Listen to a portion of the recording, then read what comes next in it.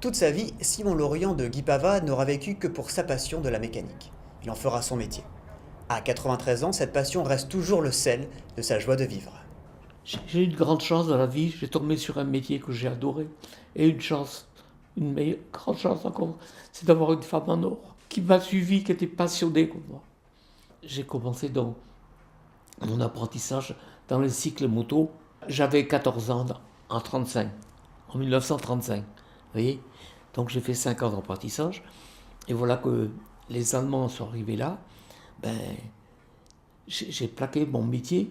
Je suis parti donc porter les journaux à la Dépêche de Brest, puis au Télégramme, pendant toute l'occupation. À la Libération en 1944, Simon Lorient crée son entreprise de cycles et motos à Guy Pavat.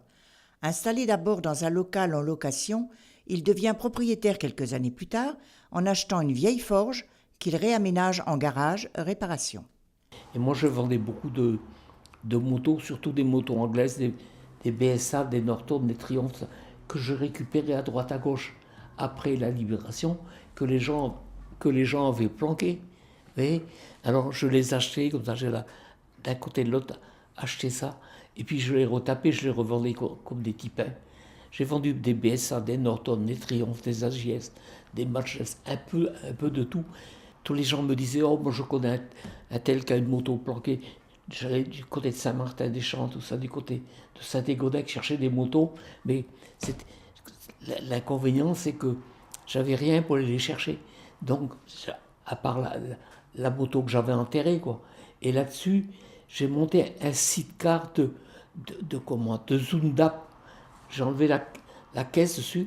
Mon oncle était charron, il a fait une caisse en bois avec un tablier à l'arrière. Et j'allais partout chercher des motos comme ça. Je me rappelle, on les achetait 50 000 francs centimes à ce moment-là, quoi. Puis je les retapais. Mais je vendais ça comme des tipins. À partir des années 60, Simon se lance dans les réparations et ventes de voitures qu'il va régulièrement chercher à Paris. J'étais passionné, j'aimais mon travail, je faisais des heures et des heures et des heures. C'est pas croyable.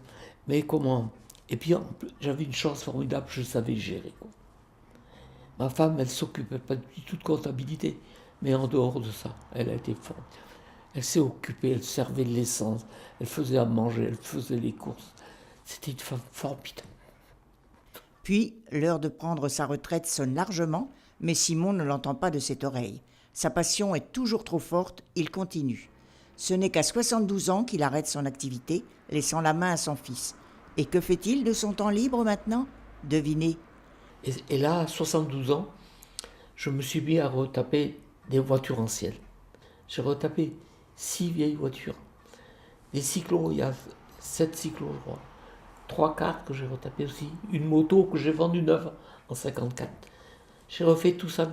J'ai passé tout mon temps, depuis mes 72 ans jusqu'à maintenant, à s'occuper de ça. L'une des passions de Simon, c'est aussi le kart qu'il construit lui-même et aussitôt pilote en compétition avec beaucoup de talent. Un beau jour, je vois sur l'autojournal qu'il y avait les karts qui arrivaient. Et je voyais qu'un kart, il devait faire tant de long, tant de large, et qu'il fallait 100 cm3 de cylindrée, soit 2 moteurs de 50 ou un moteur de 100. Donc je me suis mis à construire un kart, mais j'étais comme ça, le boulot avant, et c'est après le boulot que je travaillais dessus, de 8h jusqu'à 2h du matin, c'est ça, faire travailler le kart.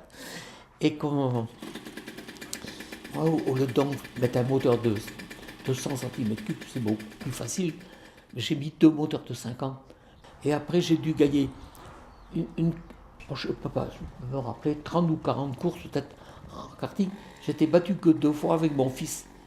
Aujourd'hui, Simon a 92 ans et ce n'est pas encore demain qu'il arrêtera de conduire son petit bolide.